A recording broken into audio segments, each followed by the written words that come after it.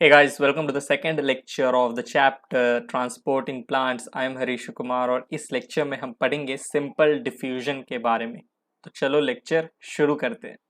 इससे पहले वाले लेक्चर में जब हमने ट्रांसपोर्ट इन प्लांट्स का इंट्रोडक्शन देखा था तब हमने बात की थी शॉर्ट डिस्टेंस ट्रांसपोर्ट की। शॉर्ट डिस्टेंस ट्रांसपोर्ट जब प्लांट में होता है तो दो तरीके से होता है। There are two types.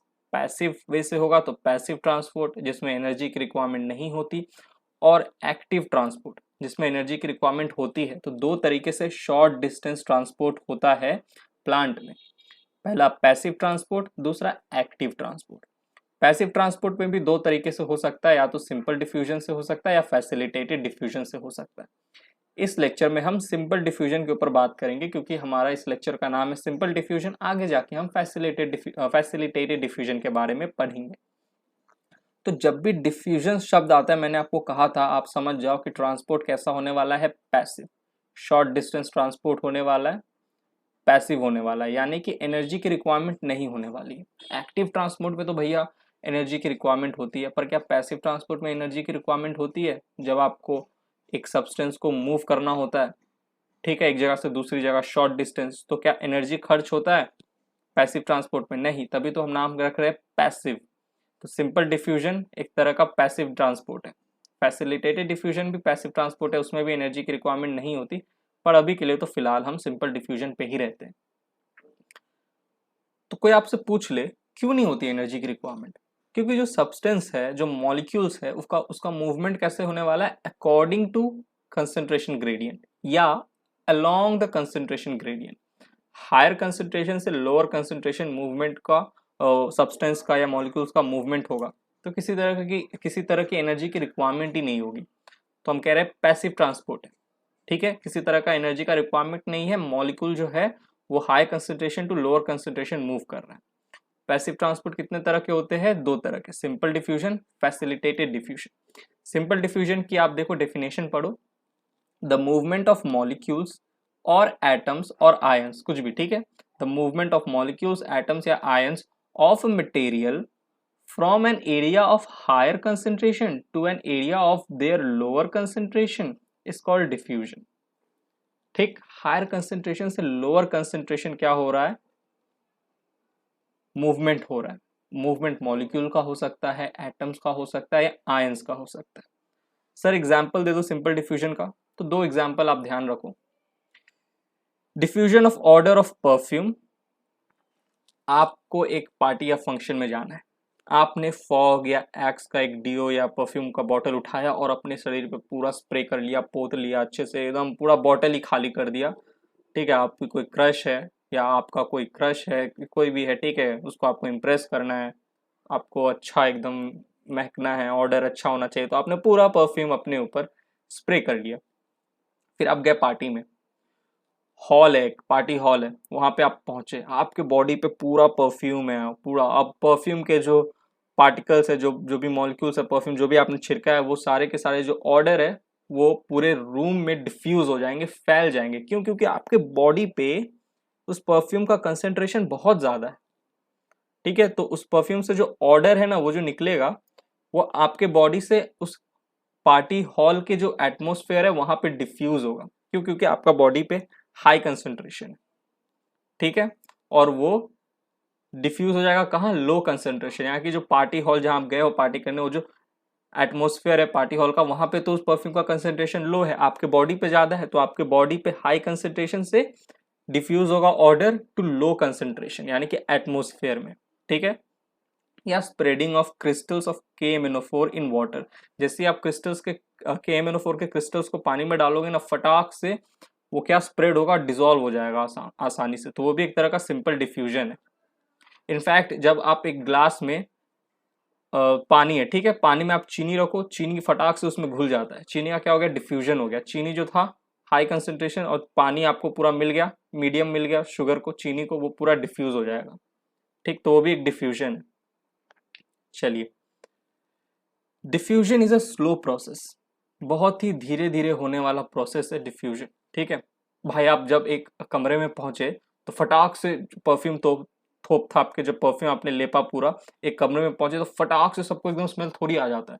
मतलब आप इस छोर पे हो, पूरा परफ्यूम लेपे हुए और कोई बंदा इस छोर पे एकदम, तो फटाक से डिफ्यूजन थोड़ी होगा, धीरे धीरे धीरे धीरे धीरे खुशबू फैलती है, फिर सब आपको नोटिस करते हैं ये कौन है। ठीक है, इतना सुंदर खुशबू आ रहा है इसके यहाँ से। ठीक, तो स्लो प्रोसेस है डिफ्यूजन। इनफैक्ट पानी में जब चीनी को डालते हो तो फटाक से डिजोल्व हो जाता है, नहीं आपको थोड़ा घुमाना पड़ता है चम्मच से, तो स्लोली डिफ्यूज होता है चीनी, ठीक है, शुगर वाटर में। तो diffusion is a slow process, धीरे धीरे होगा, होले होले होगा, एनर्जी की रिक्वायरमेंट नहीं है, ठीक है, तो आराम से होता है। Diffusion is not dependent on a living system. देखो अब ये पॉइंट अच्छे से समझो, डिफ्यूजन जो है वो लिविंग सिस्टम पे डिपेंडेंट नहीं होता। मेरा कहने का मतलब ये है कि डिफ्यूजन लिविंग्स में होता है, डिफ्यूजन लिविंग्स में होता है, बट डिफ्यूजन लिविंग्स पे डिपेंड नहीं करता। समझ रहे हो, डिफ्यूजन हो रहा है लिविंग में, पर डिफ्यूजन इसलिए नहीं हो रहा क्योंकि वो लिविंग है। डिफ्यूजन जो है वो नॉन लिविंग में होता है। अरे order, diffusion of order of perfume, देखो नॉन लिविंग, परफ्यूम क्या लिविंग है? नॉन लिविंग है, तो उसका जो ऑर्डर है वो भी तो डिफ्यूज हो रहा है, तो नॉन लिविंग में हो रहा है। Spreading of crystals of KMnO4 in water, crystals of KMnO4 क्या नॉन लिविंग है, ठीक है, पर ऐसा नहीं कि डिफ्यूजन लिविंग सिस्टम में नहीं होगा, लिविंग सिस्टम में होता है, बट लिविंग सिस्टम के ऊपर डिपेंड नहीं करता। यानी कि डिफ्यूजन होने के लिए लिविंग होना जरूरी नहीं है। जैसे लीफ, लीफ में आपको पता है स्टोमेटा है, स्टोमेटा से क्या होता है आपको पता है, अंदर O2 बनता है, जब फोटोसिंथेसिस के समय तो बाहर O2 आता है, तो वो भी डिफ्यूजन से आता है, थ्रू डिफ्यूजन, क्योंकि अंदर में वो O2 है, बाहर आ गया, अब बाहर में CO2 है, इस स्टोमेटा के थ्रू लीफ में CO2 जाएगा, यहाँ पे स्टोमेटा है, ठीक है, यहाँ पे स्टोमेटा है, CO2 अंदर गया तभी अंदर फोटोसिंथेसिस हुआ, फोटोसिंथेसिस के लिए CO2 की रिक्वायरमेंट है, तो CO2 कहाँ हाई से बाहर की तरफ, तो एटमोस्फेयर में हाई कंसेंट्रेशन है CO2 का, और अंदर में लो है, क्योंकि अंदर में जो CO2 है वो धराधर O2 में कन्वर्ट हो रहा है, और O2 का कंसेंट्रेशन अंदर बढ़ रहा है लीफ के अंदर, तो O2 हाई से लो के तरफ आ रहा है। समझ रहे हो बात, समझ रहे हो ना? ये हमारा लीफ प्यारा सा, ये रहा स्टोमेटा, अंदर में CO2 का कंसेंट्रेशन कम है, O2 का ज्यादा है, क्योंकि फोटोसिंथेसिस चल रहा है तो प्लांट CO2 को यूटिलाइज कर रहा है, तो बाहर से अंदर की तरफ CO2 मूव करेगा, और इसी स्टोमेटा से आपका जो अंदर में जो CO2 है, सॉरी अंदर में जो O2 बन रहा है, O2 का कंसेंट्रेशन तो ज्यादा है ना लीफ के अंदर, वो अंदर से बाहर की तरफ आएगा। ठीक, तो यहाँ पे भी देखिए according to concentration gradient CO2 O2 का मूवमेंट हो रहा है। ये किस में हो रहा है? प्लांट क्या एक लिविंग में हो रहा है, एक लिविंग में, बट क्या डिफ्यूजन होने के लिए यहाँ पे किसी तरीके का बायो मेम्ब्रेन की जरूरत पड़ रही है, किसी तरीके का प्लाज्मा मेम्ब्रेन, सेल मेम्ब्रेन इसमें कोई रोल प्ले कर रहा है? नहीं, स्टोमेटा प्ले कर रहा है। स्टोमेटा क्या है? स्टोमेटा एक बस एक पोर है छोटा सा, ठीक है, पोर, और क्या है स्टोमेटा? पोर। तो आपको एक पोर मिल गया, एक सब्सटेंस है, वो बस according to concentration gradient high concentration से लो कंसेंट्रेशन मूव कर जाता है, ठीक है। लिविंग में भी हो सकता है, ये तो लिविंग ही है, हमारा लीफ प्लांट के अंदर हो रहा है, तो प्लांट तो लिविंग ऑर्गेनिज्म है, राइट, लिविंग में हो रहा है, बट लिविंग पे डिपेंड नहीं करता, ठीक है, डिपेंड नहीं करता, समझ रहे हो ना, क्योंकि किसी तरीके का बायो मेम्ब्रेन इन्वॉल्व नहीं है यहाँ पे। जब हम बात करते हैं फैसिलिटेटेड डिफ्यूजन की, तब यहाँ पे ये फैसिलिटेटेड डिफ्यूजन सिर्फ लिविंग में होता है, नॉन लिविंग में नहीं होता। सिंपल डिफ्यूजन नॉन लिविंग में भी होता है और लिविंग में भी होता है, ठीक है, नॉन लिविंग और लिविंग दोनों में होगा, लेकिन लिविंग पे डिपेंड नहीं करता, समझ रहे हो। डिफ्यूजन लिविंग्स में होता है, बट डिफ्यूजन लिविंग्स पे डिपेंड नहीं करता, यानी कि डिफ्यूजन होने के लिए लिविंग होना जरूरी नहीं है, because for diffusion in living system no bio membranes are involve, किसी तरह का बायो मेम्ब्रेन अपना रोल प्ले नहीं करता, बस मॉलिक्यूल को एक कंसेंट्रेशन ग्रेडियंट मिल गया, अकॉर्डिंग टू कंसेंट्रेशन ग्रेडियंट वो हाई कंसेंट्रेशन से लो कंसेंट्रेशन मूव कर जाते हैं। अब वो लिविंग में होना या नॉन लिविंग में होना, सिंपल डिफ्यूजन के टाइम पे वो नहीं देखता कि लिविंग में होना है या नॉन लिविंग में होना है, ठीक है, डिपेंड नहीं करता, हो जाता है लेकिन डिपेंड नहीं करता, देखने नहीं जाता कि अच्छा तू लिविंग है तेरे अंदर नहीं होगा, वो सब में होगा, सिंपल डिफ्यूजन सब में होता है, लिविंग नॉन लिविंग सब में होगा। मॉलिक्यूल को कंसेंट्रेशन ग्रेडियंट मिल गया, वो हाई से लो चला जाता है, ठीक है। तो हम क्यों कह रहे हैं कि डिफ्यूजन लिविंग में होता है, बट डिफ्यूजन लिविंग पे डिपेंड नहीं करता, क्योंकि for diffusion in living system no biomembranes are involved. इसीलिए हम कहते हैं कि डिफ्यूजन डिपेंड नहीं करता लिविंग पे, पर लिविंग में होता है। कंफ्यूज मत होना, इस चीज को अच्छे से समझना। मैंने इसीलिए हिंदी में लिख दिया इसे, ठीक है, मतलब इंग्लिश में लिखा है लेकिन हिंदी के फॉर्म में। फैसिलिटेटेड डिफ्यूजन जब होगा ना, ये सिर्फ लिविंग में होता है, क्योंकि फैसिलिटेटेड डिफ्यूजन में बायोमेम्ब्रेन अपना रोल प्ले करता है, और बायोमेम्ब्रेन आ गया यानी कि लिविंग। ठीक है, चलिए अब आगे बढ़ते हैं, moving on to the next slide. अब चलिए सिंपल डिफ्यूजन को थ्रू एग्जाम्पल समझते हैं। हम एग्जाम्पल लेते हैं एक वाटर टैंक का, वाटर टैंक एग्जाम्पल। ठीक है, वाटर टैंक मतलब समझे ना, पानी की टंकी। तो दो पानी की टंकी है, दो वाटर टैंक है, ए और बी। डिफ्यूजन होना है तो बताओ, ए से बी के तरफ, ए में क्या है, हाई कंसेंट्रेशन है पानी का, वाटर का हाई कंसेंट्रेशन, वाटर मॉलिक्यूल्स का, और यहाँ पे लो कंसेंट्रेशन। तो बताओ यहाँ पे तो डिफ्यूजन हो जाएगा, राइट। ए टू बी जो वाटर का मूवमेंट है वो हो जाएगा, राइट। नहीं, बहुत सारे स्टूडेंट फटाक से बोल दिए होंगे कि हाँ यहाँ हाई कंसेंट्रेशन है, यहाँ लो कंसेंट्रेशन है, high to low simple diffusion होता है अलोंग द या according to the concentration gradient. पर नहीं होगा ऐसा, क्यों? क्योंकि एक चीज ध्यान रखना, डिफ्यूजन होने के लिए, सिंपल डिफ्यूजन होने के लिए ना, from higher concentration to lower concentration, एक मॉलिक्यूल, एटम या आयन का मीडियम होना जरूरी है। विदाउट मीडियम कैसे जाएगा? आप जब तक इन दोनों को कनेक्ट नहीं करोगे, ए और बी टैंक को, तब तक कैसे फ्लो होने वाला है, कैसे मूवमेंट होने वाला है वाटर का? तो आपने एक पाइप लगा दिया यहाँ पे, ये पाइप, ठीक है, ऐसे पाइप लगा दिया। तो पाइप क्या है? एक मीडियम है।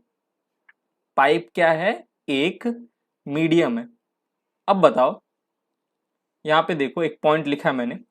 तो अब ये पाइप से बताओ, यहां से वाटर जो है, वाटर मॉलिक्यूल जो है, ए से बी में चला जाएगा, high concentration to low concentration, right. अब इस पॉइंट को पढ़ो। ड्यूरिंग डिफ्यूजन व्हेन मॉलिक्यूल्स या ion substances move from their higher concentration to lower concentration through the medium, यानी कि जब डिफ्यूजन के टाइम पे जो हमारे वाटर मॉलिक्यूल्स है यहाँ पे, ये जब मूव करेंगे from higher concentration to lower concentration through the medium, जो कि यहाँ पे पाइप है, तो क्या होगा? At this time the diffusing molecules applies a pressure on the medium known as diffusion pressure. तो जब ये जो मॉलिक्यूल्स है, वाटर मॉलिक्यूल्स, इस मीडियम के थ्रू टैंक ए से बी हाई टू लो जा रहे होंगे, तब ये जो मॉलिक्यूल्स है ना, ठीक है, डिफ्यूजिंग मॉलिक्यूल्स कौन है यहाँ पे? वाटर के मॉलिक्यूल्स है, ये मीडियम के ऊपर प्रेशर एक्सर्ट करेंगे, एक प्रेशर एक्सर्ट करते हुए जाएंगे। आप ऐसे समझो कि टंकी ए है, टंकी बी है, ठीक है, और बीच में पाइप है। आप इस पाइप में एक यहाँ पे बीच में फुटबॉल डाल दो, फुटबॉल, ठीक है। तो आप देखना क्या होगा, जब ये वाटर मॉलिक्यूल्स टंकी ए से बी की तरफ जाएगा हाई टू लो, तब ये अपने फ्लो, एक प्रेशर एक्सर्ट करेगा और फ्लो के साथ इस फुटबॉल को भी टंकी बी में ले जाएगा। समझ रहे हो? तो जब ए से बी डिफ्यूजन हो रहा है वाटर मॉलिक्यूल्स का, high concentration to lower concentration, तो ये जो डिफ्यूजिंग मॉलिक्यूल्स है ना वाटर के, ये क्या कर रहे हैं? मीडियम पे एक प्रेशर एक्सर्ट करेंगे, एक बहाव, एक फ्लो आएगा, और उस फ्लो के प्रेशर के कारण, ठीक है, फ्लो कौन क्रिएट कर रहा है? वाटर मॉलिक्यूल्स के कारण वो फ्लो हो रहा है, राइट। वाटर मॉलिक्यूल्स जो है, ठीक है, फ्लो कर रहे हैं, मूव कर रहे हैं, तो उसके कारण एक प्रेशर होगा, डेवलप होगा, जो कि किसके ऊपर पड़ेगा? इस मीडियम के ऊपर, ठीक है। और यहाँ से एक प्रेशर आएगा, और प्रेशर से ये जो हमारे वाटर मॉलिक्यूल्स है टंकी ए से टंकी बी में चले जाएंगे। और इसको समझने का एक आसान तरीका है, बीच में आप एक यहाँ पे फुटबॉल रख लो या छोटा सा बॉल रख दो, आप यहाँ पे कुछ भी रख दो, ठीक है, कुछ भी रख दो। जब ए से बी पानी जाएगा तो वो अपने बहाव के साथ, मतलब एक प्रेशर एक्सर्ट होगा, किसके वजह से? वाटर के मॉलिक्यूल के वजह से। और जो बहाव क्रिएट होगा, जो फ्लो क्रिएट होगा, ठीक है, वो एक प्रेशर एक्सर्ट करेगा किसके ऊपर? मीडियम के ऊपर, यानी पाइप के ऊपर। और इसके अंदर जो फुटबॉल है वो इस तरफ बी के तरफ आ जाएगा। तो कहने का मतलब क्या है? ड्यूरिंग डिफ्यूजन व्हेन मॉलिक्यूल्स या ion substances move from their higher concentration to lower concentration through the medium, at this time the diffusing molecules कौन है? वाटर मॉलिक्यूल्स, ठीक है, at this time the diffusing molecules applies a pressure, pressure apply करेंगे किसके ऊपर, medium के ऊपर, जो कि यहाँ पाइप है हमारा, और उस प्रेशर को आप क्या कहते हो, डिफ्यूजन प्रेशर, क्योंकि डिफ्यूजन के वजह से ये प्रेशर डेवलप हो रहा है, तो आप कह रहे हो डिफ्यूजन प्रेशर। ठीक है, तो यहाँ देखिए, द डिफ्यूज्ड मॉलिक्यूल्स और ions exert a pressure on the substance और मीडियम। ठीक है, जो डिफ्यूज्ड मॉलिक्यूल्स हमारे वाटर मॉलिक्यूल्स है, वो क्या एक प्रेशर बनाते हैं, प्रेशर क्रिएट करते हैं किसके ऊपर, मीडियम के ऊपर, या इस मीडियम में अगर कोई सब्सटेंस है जैसे फुटबॉल है इसके ऊपर भी डालेंगे, और उसके कारण क्या होगा, ये जो फुटबॉल है ये इधर पॉइंट बी पे आ जाएगा। ठीक, तो द डिफ्यूज्ड मॉलिक्यूल्स और ions exert a pressure on the substance और medium in which diffusion take place. ठीक है, डिफ्यूजन कहाँ हो रहा है, ए से बी की तरफ हो रहा है, मीडियम कौन है, पाइप है, तो ए से बी जब डिफ्यूजन होगा higher concentration to lower concentration, तो ये जो वाटर मॉलिक्यूल्स है, जो डिफ्यूज मॉलिक्यूल जिसे आप कह रहे हो, ये प्रेशर क्रिएट करेंगे मीडियम के ऊपर जब पॉइंट ए से पॉइंट बी जाएंगे। और ये प्रेशर किसके कारण हो रहा है, डिफ्यूजन के कारण ही हो रहा है ना, जब इस वाटर मॉलिक्यूल का डिफ्यूजन हो रहा है from high concentration to low concentration, तो डिफ्यूजन के वजह से, ठीक है, जो प्रेशर क्रिएट हो रहा है वो है डिफ्यूजन प्रेशर। मैं जैसे जैसे समझा रहा हूँ वैसे वैसे समझिए, और फिर जो मैं लिख रहा हूँ उसे आप पढ़िए। तो यहाँ क्या लिखा है, द डिफ्यूज्ड मॉलिक्यूल्स और ions exert a pressure on the substance और medium in which diffusion take place. ठीक है, इस मीडियम के थ्रू ही तो डिफ्यूजन हो रहा है टैंक ए और टैंक बी के अंदर, राइट, टैंक ए से टैंक बी में पानी जा रहा है, तो डिफ्यूजन हो रहा है higher concentration to lower concentration. और डिफ्यूजन किसका हो रहा है, हमारा वाटर का, तो यहाँ पे डिफ्यूज मॉलिक्यूल कौन है, वाटर के मॉलिक्यूल। तो ये जो वाटर के मॉलिक्यूल है क्या करेंगे, प्रेशर डालेंगे, एक्सर्ट करेंगे किसके ऊपर, एक्सर्ट अ प्रेशर किसके ऊपर, इस मीडियम के ऊपर, और उस प्रेशर को आप क्या कहोगे, डीपी कहोगे, डिफ्यूजन प्रेशर कहोगे।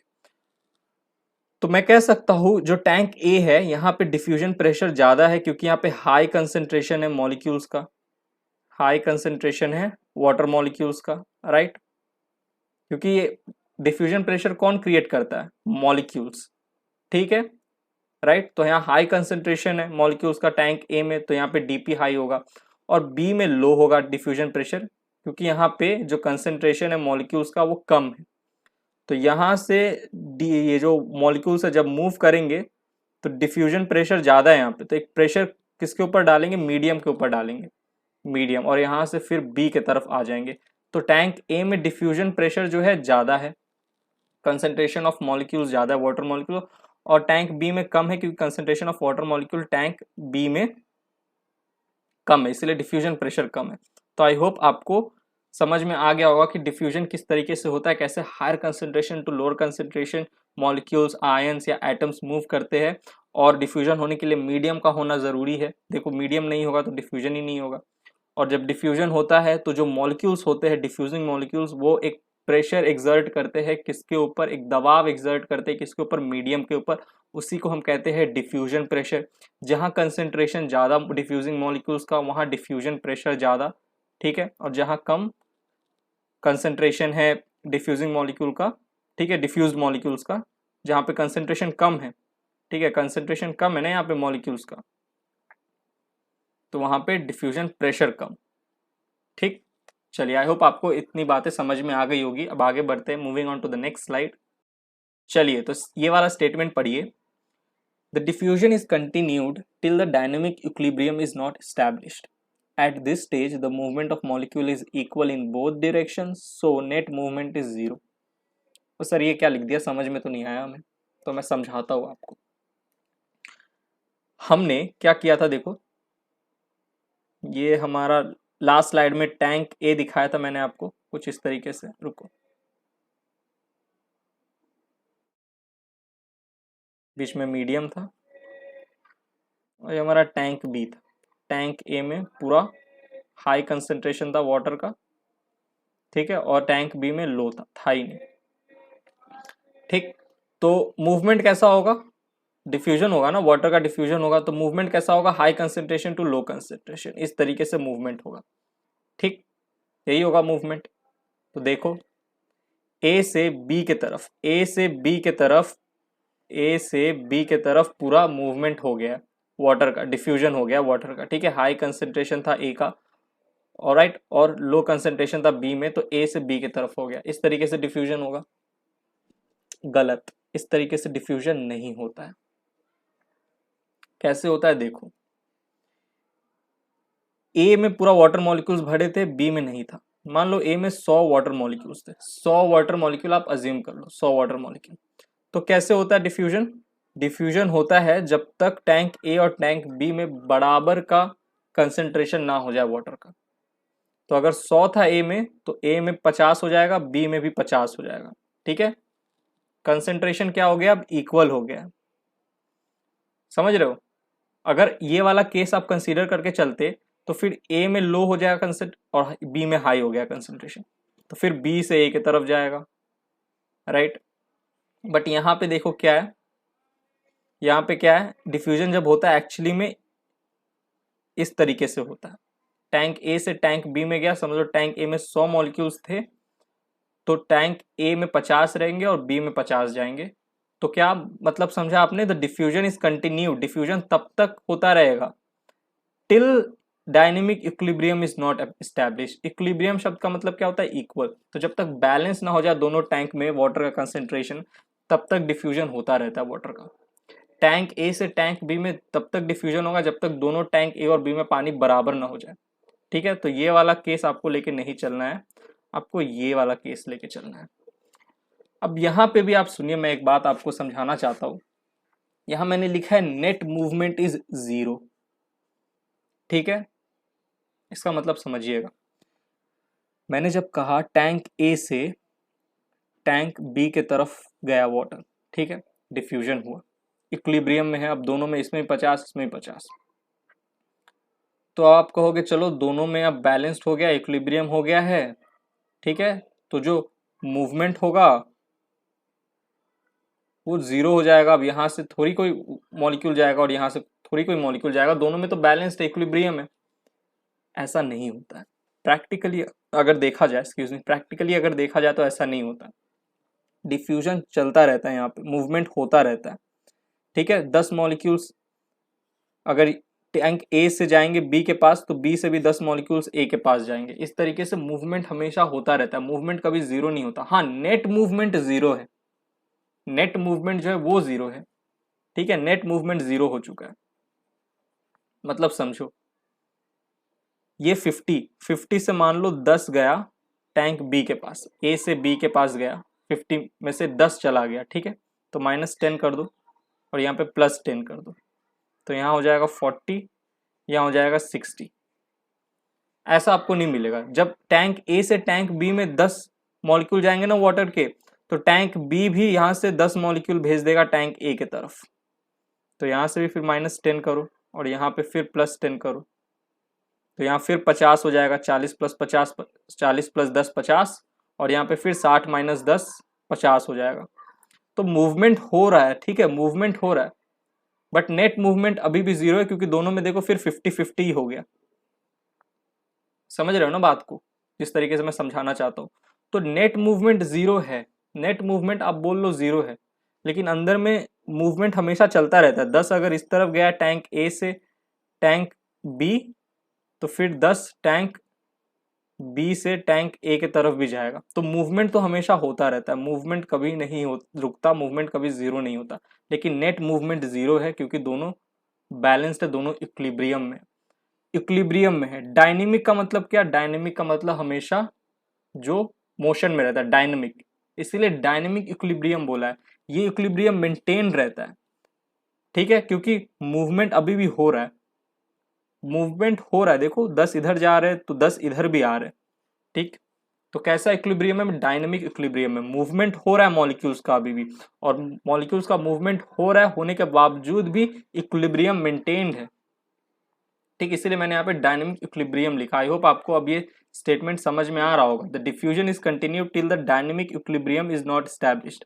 जैसे डायनेमिक इक्विलिब्रियम एस्टैब्लिश्ड हो जाता है, 50 यहाँ हो गया, 50 यहाँ हो गया, और डायनेमिक इसलिए बोला है क्योंकि मूवमेंट अभी भी चल रहा है, मूवमेंट 0 नहीं है, मूवमेंट अभी भी चल रहा है, ठीक है, मूवमेंट अभी भी चल रहा है। 10 इधर जा रहा है, 10 इधर जा रहा है, ठीक है, लेकिन 10 अगर इधर जाता है तो 10 इधर भी आ जाता है, तो डायनेमिक इक्विलिब्रियम है। मूवमेंट हो रहा है बट स्टिल देखो इक्विलिब्रियम में इक्वल, 10 इधर गया तो 10 इधर भी आ गया, समझ रहे हो ना बात को। पर नेट मूवमेंट अभी भी जीरो है क्योंकि ये 50-50 रहेगा, ये 50-50 रहेगा, नेट मूवमेंट अभी भी जीरो है। ठीक, 10 अगर आप इधर प्लस करोगे तो इधर से भी 10 आपको माइनस कर देना होगा, समझ रहे हो ना बात को। इस तरफ अगर 10 गया तो इधर से भी 10 चला जाएगा, समझे। इधर से अगर आपने इस तरफ 10 भेजा तो ये भी इधर से आपको 10 भेज देगा। तो 10 प्लस 10 और माइनस 10, देखो मूवमेंट तो अभी भी हुआ है 10-10 मॉलिक्यूल का, लेकिन नेट मूवमेंट क्या है, +10 -10 0। तो इसीलिए नेट मूवमेंट इज जीरो। पढ़ा मैं बायोलॉजी लग रहा हूँ लेकिन ऐसा लग रहा है केमिस्ट्री मैथ सब घुस रहा है इसमें। ठीक, तो आई होप आपको समझ में आ गया होगा। एक बार लास्ट बार एक बार और फिर से ये स्टेटमेंट पढ़ लेते हैं। The diffusion is continued till the dynamic equilibrium is not establish. जब तक वो डायनेमिक इक्विलिब्रियम 10 इधर जा रहा है 10 उधर जा रहा है, ठीक है, ये वाला इक्विलिब्रियम जब तक स्टैब्लिश नहीं हो जाता तब तक डिफ्यूजन चलता ही रहेगा। और जब एक बार डिफ्यूजन स्टैब्लिश्ड हो गया, डायनेमिक इक्विलिब्रियम स्टैब्लिश्ड हो गया, ठीक है, तो at this stage the movement of molecule is equal in both direction. Movement हो रहा है मॉलिक्यूल का, इधर 10 हो रहा है तो इधर भी 10 हो रहा है, इक्वल हो रहा है, ठीक है। At this stage movement of molecule is equal, okay, ठीक है, मूवमेंट हो रहा है but so net movement is zero. ठीक, इधर अगर 10 आप भेज रहे हो +10, ठीक, तो यहाँ पे क्या हो जा रहा है, +10 हो जा रहा है, तो इधर से भी आप 10 और इधर भेज देते हो तो -10 हो जाता है, +10 -10 0। नेट मूवमेंट क्या है, जीरो, बट मूवमेंट स्टिल हो रहा है, मॉलिक्यूल ऑफ मूवमेंट हो रहा है, movement of molecule is equal in both direction, ठीक है। अगर इधर से 20 आया तो इधर से भी 20 जाएगा, 10 कोई मत मान के चलो, आप कोई भी नंबर मान सकते हो। 50 मॉलिक्यूल्स थोड़ी है, बहुत सारे मॉलिक्यूल्स है, मैंने तो आपको 100 मॉलिक्यूल अज्यूम करने के लिए बोला, तो टैंक ए में 50 हो गया, टैंक बी में 50 हो गया, क्योंकि डायनेमिक इक्विलिब्रियम स्टैब्लिश करना था। ठीक, चलिए, तो मूवमेंट जो होता है मॉलिक्यूल का is equal in both direction, ठीक है, so net movement is zero. Net movement जो है वो जीरो होगा क्योंकि दोनों डायरेक्शन में हो रहा है, 10 इधर से आ रहा है तो 10 इधर से भी आ रहा है, ठीक है। इधर से आप +10 कर दे रहे हो तो यहाँ से फिर -10, ऐसे करके आप समझ जाओ ना बात को जो मैं समझा रहा हूँ। चलिए अब आगे बढ़ते हैं, moving on to the next slide.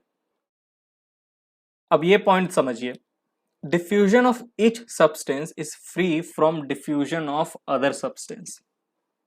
मान लो वही हमारा टैंक ए है और टैंक बी है, इस बार क्या हो रहा है, डिफ्यूजन वाटर का हो रहा है, वाटर के साथ साथ कोई एक और सब्सटेंस है उसका भी हो रहा है।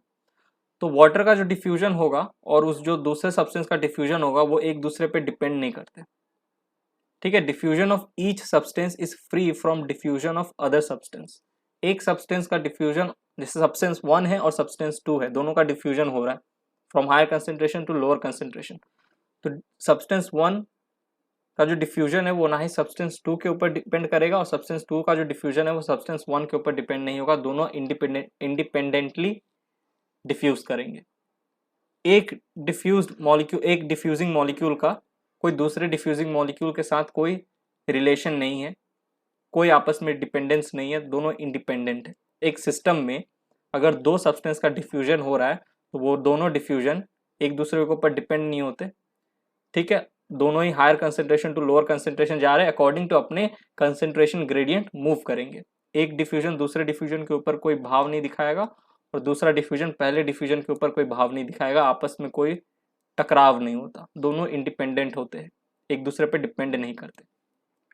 जैसे कि like diffusion of CO2 and O2 occurs at the same time in different direction through stomata. जैसे इसका एक अच्छा एग्जांपल है स्टोमेटा। लीफ में जब स्टोमेटा है तो एक ही स्टोमेटा से CO2 का भी डिफ्यूजन होता है, बाहर से अंदर की तरफ जाता है, और उसी स्टोमेटा से O2 का डिफ्यूजन होता है, O2 अंदर में ज्यादा है तो बाहर की तरफ आते हैं। तो दोनों देखो, दोनों जो है CO2 और O2 एक ही पोर्ट से डिफ्यूज हो रहे हैं थ्रू सेम स्टोमेटा, ठीक है, और सेम टाइम पे, लेकिन ये दोनों आपस में एक दूसरे के ऊपर कोई डिपेंडेंस नहीं है, दोनों कंसेंट्रेशन ग्रेडियंट के अकॉर्डिंग चल रहे हैं। CO2 का अंदर में कम है, बाहर ज्यादा है, तो CO2 बाहर से अंदर जा रहा है लीफ के तरफ, ठीक है, और O2 अंदर में बन रहा है लीफ के, तो अंदर में ज्यादा है बाहर में कम, तो बाहर की तरफ जा रहा है। तो दोनों सब्सटेंस CO2 और O2 according to their concentration gradient diffuse हो रहे हैं, एक दूसरे के ऊपर कोई डिपेंडेंस नहीं है। जैसे आप इसको ऐसे समझिए, वही हमारा टैंक ए और टैंक बी, दोनों में वाटर है, ठीक, वाटर है। और इस वाटर में मैंने क्या किया, 10 ml रेड डाई मिला दिया, रेड कलर का डाई या रेड कलर बोल लो आप, ठीक है, डाई मिला दिया मैंने। और टैंक बी में मैंने क्या किया, ग्रीन कलर का डाई मिला दिया, 10 ml कलर मिला दिया, ठीक।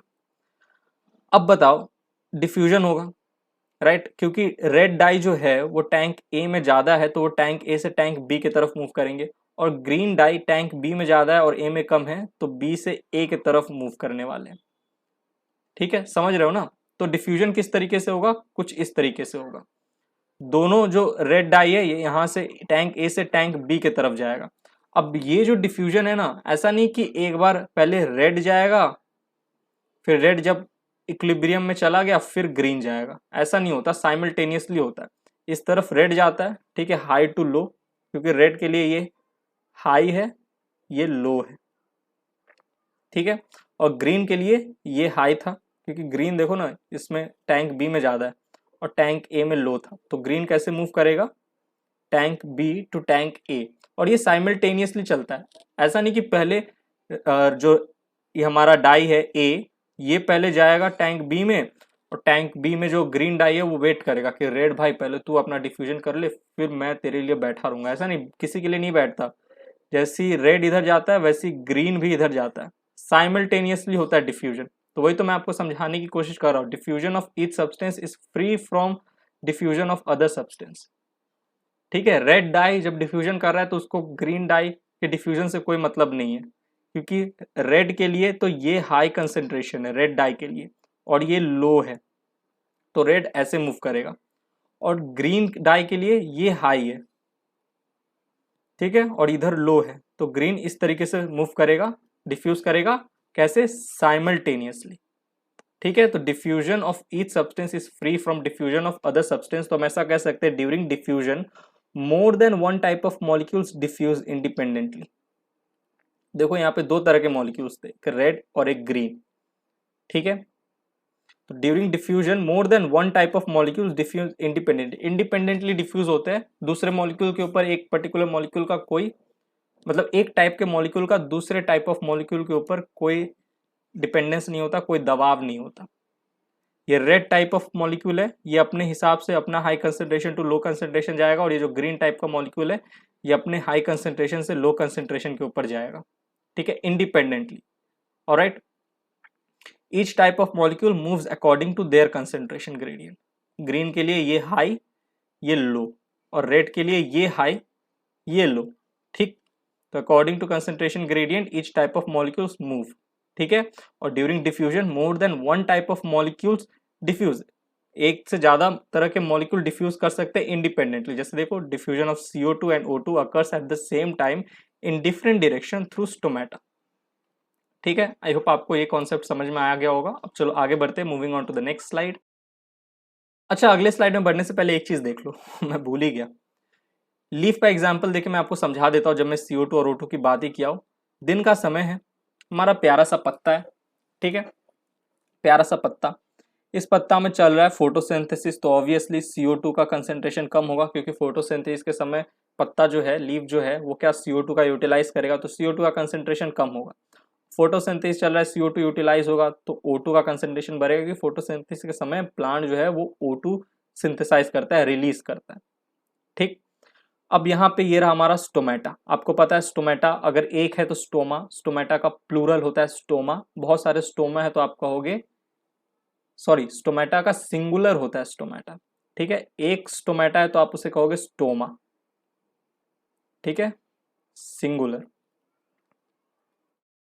और बहुत सारे स्टोमा तो आप कहोगे स्टोमेटा, स्टोमेटा, मेनी स्टोमा, ठीक है, मेनी स्टोमा तो आप कहोगे स्टोमेटा, ये हो गया प्लूरल।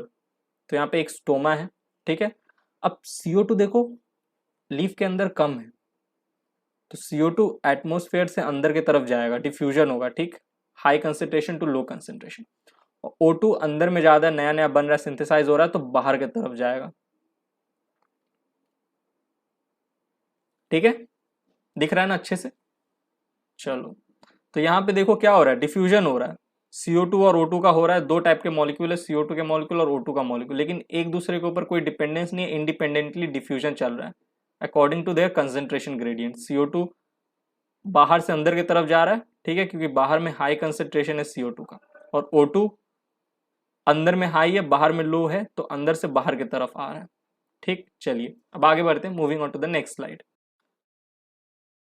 अब एक चीज पढ़िए, diffusion is obvious in gases and liquids. भाई गैसेज और लिक्विड्स का डिफ्यूजन तो होता ही है, ऑब्वियस है। मतलब जैसे मैं आपसे पूछूं आप क्या कर रहे हो, मेरे लेक्चर्स क्यों देख रहे हो, तो आप बोलोगे सर हम नीट यूजी एस्पायरेंट्स।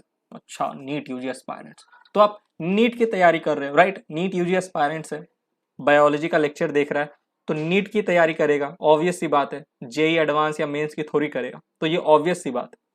वैसे गैसेस और लिक्विड ये तो डिफ्यूजन करेंगे ही, ठीक है, ये भी एक ऑब्वियस सी बात है। जैसे आप नीट यूजी एस्पायरेंट्स हो तो आप नीट की ही तैयारी कर रहे हो, तो ये ऑब्वियस है, जाहिर सी बात है। वैसे diffusion is obvious in gases and liquid, ठीक है, ऑब्वियस है, गैस और लिक्विड है तो डिफ्यूजन होगा। But diffusion in solids is more likely rather than diffusion of solids, then of solids. Sir इतना तक तो समझ में आ गया, ये कौन सा इंग्लिश आप लिख दिए, ये मैंने नहीं लिखा, एनसीईआरटी ने लिखा है, इसीलिए एनसीईआरटी का इंग्लिश जो है ना दिमाग खराब हो जाता है। एनसीईआरटी ये कहना चाहता है ना कि diffusion is obvious in gases and liquid, but diffusion in solids is more likely rather then of solid. Solid में डिफ्यूजन हो ये सही है, पर सॉलिड का डिफ्यूजन नहीं होता। एनसीईआरटी लिखती है डिफ्यूजन इन सॉलिड्स, सॉलिड्स के अंदर डिफ्यूजन होता है पर देन ऑफ सॉलिड, पर सॉलिड का डिफ्यूजन नहीं होता। गैस और लिक्विड का तो होता है, एक हाई कंसेंट्रेशन से लो कंसेंट्रेशन गैस और लिक्विड का डिफ्यूजन हो गया, ठीक है। बट हम जब बात करते हैं सॉलिड्स की, तो सॉलिड्स का डिफ्यूजन नहीं होता, बट सॉलिड में डिफ्यूजन हो रहा है। Diffusion in solids is more likely rather then of solids, ठीक है। सोच रहा हूँ इंग्लिश भी पढ़ाने लगूं। चलो आगे देखते हैं, एनसीईआरटी पढ़ते पढ़ते ना मेरी इंग्लिश सुधर जाएगी। आगे चलिए देखते हैं। मैं जैसे एग्जांपल में लूँ गैसेस और लिक्विड का, तो एक आप क्या करो, एक कंटेनर लो, उसको अच्छे से पैक कर दो, ठीक है, और उसके अंदर गैस भर दो। ये कंटेनर है, इसके अंदर आपने पूरा गैस भर दिया, और यहाँ पे एक छेदा पोर बना दो, तो गैस कहाँ से कहाँ जाएगा, अंदर में हाई कंसेंट्रेशन है गैस का, बाहर लो है, तो गैस का डिफ्यूजन हो जाएगा, ठीक है, गैस बाहर की तरफ आ जाएगा, तो गैस का हमने डिफ्यूजन देखा जो कि ऑब्वियस है। लिक्विड की बात करें तो इसी कंटेनर में आप लिक्विड भर दो और इसको एकदम अच्छे से पैक कर दो और एक पोर बनाओ, तो क्या होगा, अंदर में लिक्विड ज़्यादा है, ठीक है, तो हाई है, और इधर लो है, तो बाहर की तरफ लिक्विड का क्या हो जाएगा, डिफ्यूजन हो जाएगा, ट्रांसपोर्ट हो जाएगा, राइट, यही होगा, यही होगा ना। अब मैं आपको कहूँ कि जाओ एक और कंटेनर लो, उसके अंदर अच्छे से मिट्टी भर दो, सॉइल। सॉइल क्या है, सॉलिड है, ठीक है। अब हम सॉलिड की बात कर रहे हैं, आपने अच्छे से मिट्टी भर दिया, एकदम अच्छे से दबा दबा के, मैंने बोला एकदम अच्छे से, मतलब थोड़ा भी जगह नहीं होना चाहिए, पूरा उस कंटेनर में अच्छे से मिट्टी डाल दो, ठीक है, एकदम अच्छे से आपने मिट्टी डाल दिया। बोला ठीक है सर, एक काम दिए हो वो भी अच्छे से कर लेते हैं। कंटेनर लिया, एकदम अच्छे से मिट्टी डाल दिया, और फिर आपने क्या किया, अब यहाँ पे एक पोर बना है, बताओ मिट्टी यहाँ से यहाँ बाहर निकलेगा, निकलेगा, थोड़ा बहुत निकलेगा, 2-4 ग्राम, ठीक है, अकॉर्डिंग टू कितना डाले हो। तो उस मिट्टी आपने पूरा मिट्टी भर दिया एकदम, और पोर, तो मिट्टी निकलेगा क्या, बताओ, ये जो सॉलिड है, मिट्टी क्या सॉलिड, वो निकलेगा नहीं, नहीं निकलेगा, डिफ्यूजन ऑफ सॉलिड नहीं हो रहा। तो यही तो ये एनसीईआरटी बोल रहा है, डिफ्यूजन ऑफ सॉलिड नहीं होता, पर सॉलिड में डिफ्यूजन जरूर होता है। अब आप इसी कंटेनर में यहाँ से खोलो और इसमें वाटर डाल दो, देखना वाटर चला जाएगा, वाटर का डिफ्यूजन हो जाएगा। यही तो अनोखी बात है। अब आप बोलोगे हैं सर ऐसा कहाँ होता है, आप मैंने तो पूरा मिट्टी से भर दिया, अब इसमें पानी डालूंगा तो पानी कैसे चला जाएगा अंदर, कैसे डिफ्यूज हो जाएगा सॉलिड में, क्योंकि सॉइल तो एक सॉलिड है, ठीक है, राइट। तो मैं आपको क्या कह रहा हूँ, सॉइल का तो पोर से डिफ्यूजन नहीं हुआ, लेकिन H2O का हो गया सॉइल के अंदर। सॉइल क्या एक सॉलिड है, तो सॉलिड के अंदर डिफ्यूजन हो गया, इसका वाटर का, लिक्विड है ना, लिक्विड, लिक्विड का हो गया सॉलिड के अंदर diffusion. More likely rather of solid blood, solid का नहीं हुआ, सॉलिड जो था इस पोर से बाहर नहीं निकला, लेकिन इसमें जो हमने वाटर डाला जो कि लिक्विड है सॉइल के अंदर जो कि सॉलिड था, तो सॉइल के अंदर डिफ्यूजन हो गया, तो diffusion in solid is possible. अब आप बोलोगे सर कोई प्रैक्टिकल एग्जांपल दो, ऐसे ही बोल दोगे तो थोड़ी विश्वास कर लेंगे। तो अरे आपके घर में ही है यार, गमला, फूल का गमला, पॉट, पॉट देखते हो पूरा मिट्टी भरा रहता है, मिट्टी भरा रहता है, और अब क्या करना, मिट्टी भरा हुआ है ना, तो गमले को उठाना, नीचे देखना है गमले के नीचे एक छेद होता है, ठीक है, ये गमला है ना, गमला, उसके ऊपर पानी डाल देना, पूरा मिट्टी भरा रहता है गमला में, फिर भी उस वाटर का डिफ्यूजन हो जाता है, वो मिट्टी में चला जाता है वाटर, और ज्यादा वाटर डाल दोगे तो देखना नीचे जो छेद है ना उसमें से वाटर निकलने लगेगा, तो क्या हुआ, जो सॉलिड था, सॉइल था, उसके थ्रू डिफ्यूजन हो गया वाटर का। समझ रहे हो, तो यही एनसीईआरटी कहना चाहता है, diffusion in solid is more likely, यानी कि जो हमारा सॉइल था जो कि सॉलिड था उसमें डिफ्यूजन हुआ, रैदर देन ऑफ सॉलिड, पर ये जो सॉइल था जो कि सॉलिड है इसका स्पोर से डिफ्यूजन नहीं हुआ। ठीक, तो आप अच्छे से इस पॉइंट को समझो, जो एनसीईआरटी लिखता है बड़ा ही कॉम्प्लेक्स इंग्लिश में इसने लिखा है, यहाँ से यहाँ तक तो सब बच्चों को समझ में आ जाता है, यहाँ से यहाँ तक सब अपना माथा खुजलाते रहते हैं, मैंने भी खुजलाया था जब मैं समझने बैठा था। ठीक है, अब आगे बढ़ते हैं। तो डिफ्यूजन रेट अगर देखा जाए तो गैस का सबसे ज़्यादा होता है, फिर लिक्विड का होता है, फिर सॉलिड का होता है। तो पूछेगा सीक्वेंस बताओ, रेट बताओ डिफ्यूजन का किस में ज़्यादा होगा, तो गैस में सबसे ज़्यादा, फिर लिक्विड, फिर सबसे एंड में सॉलिड।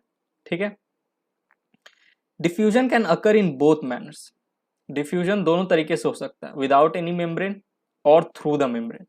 विदाउट एनी मेम्ब्रेन तो आप कह रहे हो सिंपल डिफ्यूजन हो रहा है, क्योंकि आपको पता है सिंपल डिफ्यूजन जो है लिविंग बींग्स में होता है, पर लिविंग बींग पे डिपेंड नहीं करता, किसी तरह का बायो मेम्ब्रेन सिंपल डिफ्यूजन के समय इन्वॉल्व नहीं होता। तो विदाउट एनी मेम्ब्रेन अगर डिफ्यूजन हो रहा है तो आप कह रहे हो सिंपल, और थ्रू द मेम्ब्रेन अगर डिफ्यूजन हो रहा है तो आप कहोगे फैसिलिटेटेड, जिसके बारे में हम आगे बात करेंगे, आगे चर्चा करेंगे नेक्स्ट लेक्चर में। तो डिफ्यूजन दो तरीके से होता है, can occur in both manner, without any membrane और थ्रू द मेम्ब्रेन। ठीक है बच्चा, आगे बढ़ते हैं। ठीक है, फैक्टर्स अफेक्टिंग डिफ्यूजन रेट। ठीक है, क्या क्या वो फैक्टर्स है जो रेट ऑफ डिफ्यूजन को, डिफ्यूजन के रेट को अफेक्ट कर सकता है, तो कंसंट्रेशन ग्रेडियंट अफेक्ट करता है। ठीक है, आपको एक मॉलिक्यूल का डिफ्यूजन कराना है तो आपको ये ख्याल में रखना होगा, ये फैक्टर दिमाग में रखना होगा कि वो मॉलिक्यूल का जो डिफ्यूजन होता है वो हाई कंसंट्रेशन से लो कंसंट्रेशन होगा। ठीक है, एक टंकी में ज़्यादा पानी है और एक टंकी में कम पानी है, तो ज़्यादा पानी से कम पानी की तरफ, जिस टंकी मतलब दो टंकी दिखाया था ना ए और बी, तो कंसंट्रेशन ग्रेडियंट था ना, ए से बी की तरफ क्यों गया था, क्योंकि ए में हाई कंसंट्रेशन था वाटर का, बी में कम था, तो कंसंट्रेशन ग्रेडियंट जरूरी फैक्टर है। ठीक, permeability of membrane, permeability of membrane, ये बात हो रही है फैसिलिटेटेड डिफ्यूजन की, जब आप बात करोगे तो किससे होता है, थ्रू बायो मेम्ब्रेन, राइट।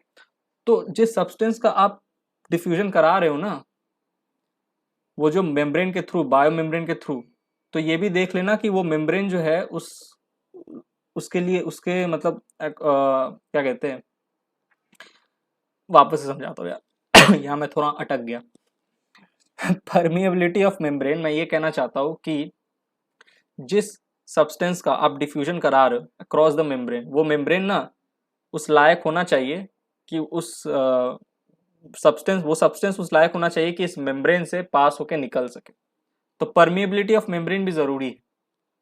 ऐसा नहीं कि कोई भी सब्सटेंस को लिया और आपने ये समझ लो ये मेम्ब्रेन है और इसके थ्रू ऐसे डिफ्यूजन करा दिया, नहीं, अगर ये मेम्ब्रेन उस सब्सटेंस को अलाउ ही नहीं कर पा रहा, परमिएबल नहीं है ये मेम्ब्रेन, तो आपको परमिएबिलिटी ऑफ मेम्ब्रेन देखना है। अगर ये मेम्ब्रेन, ये जो मेम्ब्रेन है मेरा हाथ, अगर ये परमिएबल नहीं है, ठीक है, इस सब्सटेंस के रिस्पेक्ट में, तो ये जो सब्सटेंस है ये ऐसे क्या बताओ जा पाएगा, डिफ्यूजन हो पाएगा, नहीं हो पाएगा। तो परमिएबिलिटी ऑफ मेम्ब्रेन भी आपको देखना है।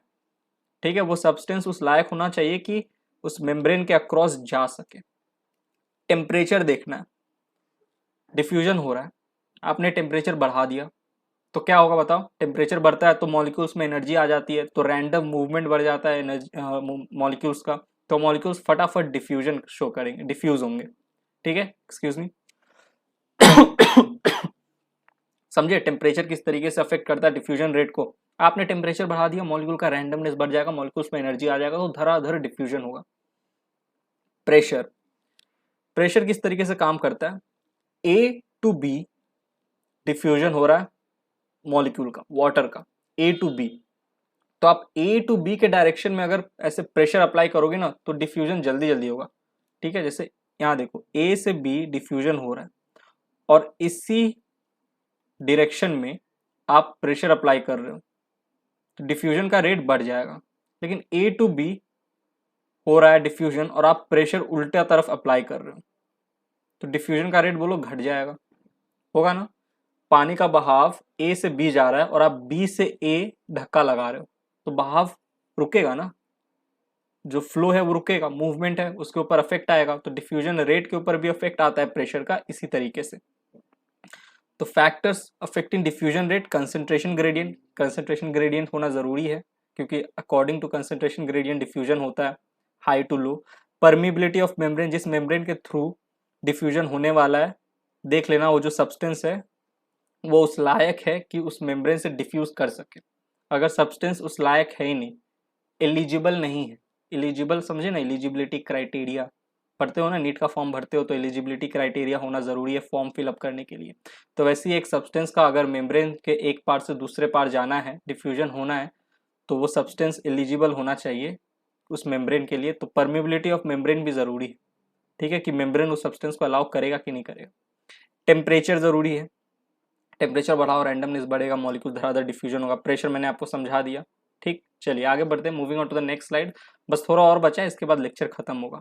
चलिए अब बात करते हैं सिग्निफिकेंस ऑफ डिफ्यूजन की, कि डिफ्यूजन का सिग्निफिकेंस इंपॉर्टेंस क्या है। पहला तो exchange of gases like CO2 O2 between plant and atmosphere occurs through diffusion. ठीक है, आपने देखा CO2 और O2 का एक्सचेंज जो है, जो गैस का एक्सचेंज है CO2 O2 का बिटवीन प्लांट और एटमोस्फेयर, वो डिफ्यूजन से ही होता है through stomata, right, through diffusion होता है। डिफ्यूजन के वजह से ही CO2 और O2 का एक्सचेंज होता है प्लांट में, ठीक है, between plant and atmosphere stomata के थ्रू। It is the only means for gaseous movement within the plant body. Plant body में आपको पता है, मैं जब हमने रेस्पिरेशन पढ़ा था, तो जब डू प्लांट्स ब्रीथ हमने पढ़ा था, तब मैंने आपको कहा था कि प्लांट में जब भी कोई गैस का मूवमेंट होता है तो वो लॉन्ग डिस्टेंस में नहीं होता, लॉन्ग डिस्टेंस ट्रांसपोर्ट कभी नहीं होता गैसेस का प्लांट के अंदर। तो जब भी प्लांट की रिक्वायरमेंट होती है तो उनमें शॉर्ट डिस्टेंस ट्रांसपोर्ट होता है, यानी कि डिफ्यूजन से गैसियस एक्सचेंज करता है प्लांट। प्लांट के सरफेस के ऊपर, लीफ के सरफेस के ऊपर स्टोमेटा होते हैं और जो हमारा स्टेम है उसके ऊपर लेंटिसेल्स होते हैं, बार्क पर, याद करो बार्क जो होता है, बार्क छाल जिसे कहते हैं, वुड, जो हमारा सरफेस है, स्टेम का जो सरफेस है उसके ऊपर छोटे छोटे ओपनिंग्स होते हैं जिसे लेंटिसेल कहते हैं। लीफ के ऊपर वही ओपनिंग्स होते हैं छोटे छोटे, उसे स्टोमेटा कहते हैं, और उसी के थ्रू प्लांट में गैसियस मूवमेंट या गैसियस एक्सचेंज होता है। तो डिफ्यूजन ही है जिसके कारण से it is the only means for gaseous movement within the plant body, क्योंकि प्लांट बॉडी में किसी तरीके का लॉन्ग डिस्टेंस ट्रांसपोर्ट नहीं होता है गैस का। ठीक है, तो कैसे होगा, शॉर्ट डिस्टेंस ट्रांसपोर्ट से ही होगा, और शॉर्ट डिस्टेंस ट्रांसपोर्ट में ही हम डिफ्यूजन पढ़ते हैं। तो diffusion is the only means for gaseous movement within the plant body. कैसे होता है ये गैसियस मूवमेंट, कौन सा गैसेस का, CO2 O2 का। ठीक है, कैसे होता है, थ्रू डिफ्यूजन। कहाँ पे, स्टोमेटा, और किसके वजह से, स्टोमेटा और लेंटिसेल के वजह से। ठीक है, the process of transpiration is also a diffusion. जो ट्रांसपिरेशन का प्रोसेस है ना, आप आगे पढ़ोगे, मैं आपको पढ़ाऊंगा, वो भी डिफ्यूजन के थ्रू ही होता है। ट्रांसपिरेशन क्या है, देखो, the evaporation of water from the intercellular spaces is linked with diffusion during transpiration. Transpiration क्या होता है, loss of water from the plant into the atmosphere in the form of water vapour. ठीक है, जो stomata है हमारा, उसी के थ्रू जो वाटर जो है वो प्लांट से कहाँ जाता है, एटमोस्फेयर में वाटर लॉस होता है। कब, जैसे मान लो ये हमारा लीफ है, ठीक है, इसके अंदर वाटर है, राइट, प्लांट में वाटर होता है, जाइलम से लेता है, रूट, नीचे रूट है जाइलम, ठीक है, जाइलम के थ्रू ले लिया, वाटर है। अब एटमोस्फेयर में क्या है, एटमोस्फेयर में मॉइस्चर बहुत कम है, यानी कि H2O बहुत कम है, और प्लांट में ज़्यादा है। तो डिफ्यूजन होगा ना, हाई कंसेंट्रेशन वाटर का कहाँ, लीफ के अंदर है, तो यहाँ से एटमोसफेयर में चला जाएगा क्या, हमारा H2O, राइट। इसी को आप कहते हो ट्रांसपिरेशन। प्लांट से क्या हो रहा है, लॉस हो रहा है वाटर का, loss of water from the plant, ठीक है। और ये लॉस कैसे होता है, स्टोमेटा के थ्रू, स्टोमेटा के थ्रू ये वाटर है जो बाहर जाता है। तो loss of water from the plant, ठीक है, from the plant into the atmosphere in the form of water vapour, जो वाटर का लॉस होता है in the form of water vapour होता है, इसी को हम कहते हैं ट्रांसपिरेशन। और ट्रांसपिरेशन जो होता है, the process of transpiration is also a diffusion. क्यों, क्योंकि एटमोसफेयर में मॉइस्चर कम है, H2O कम है, प्लांट में ज़्यादा है, तो प्लांट से एटमोसफेयर की तरफ वाटर का डिफ्यूजन हो जाएगा, क्योंकि यहाँ पे हाई कंसेंट्रेशन है H2O का, यहाँ पे लो है, ठीक। तो यही सिग्निफिकेंस है डिफ्यूजन का, क्या क्या, कि exchange of gases like CO2 and O2 between plant and atmosphere occur through diffusion. Diffusion is the only means for gaseous movement within the plant body. Plant body में जब भी gaseous movement होता है तो कभी long distance transport नहीं होता, gases का शॉर्ट डिस्टेंस ट्रांसपोर्ट भी होता है, और शॉर्ट डिस्टेंस ट्रांसपोर्ट में ही हम डिफ्यूजन पढ़ते हैं। तो डिफ्यूजन इज ओनली, सिर्फ डिफ्यूजन से ही गैसियस मूवमेंट हो सकता है with in the plant body. The process of transpiration is also a diffusion, ठीक है। ट्रांसपिरेशन जब वाटर लॉस होता है प्लांट बॉडी से in the form of water vapour, तो वो भी डिफ्यूजन की वजह से हो रहा है, थ्रू डिफ्यूजन हो रहा है, ठीक है। चलिए, तो आई होप आपको ये सिंपल डिफ्यूजन वाला लेक्चर अच्छे समझ में आया होगा, ठीक है। अगले लेक्चर में हम पढ़ेंगे फैसिलिटेटेड डिफ्यूजन के बारे में। ये लेक्चर थोड़ा लंबा हो गया, बट आई होप आपको सारी चीज़ें अच्छे समझ में आ गई होगी। मिलते हैं आपसे नेक्स्ट लेक्चर में, तब तक bye, thank you, take care.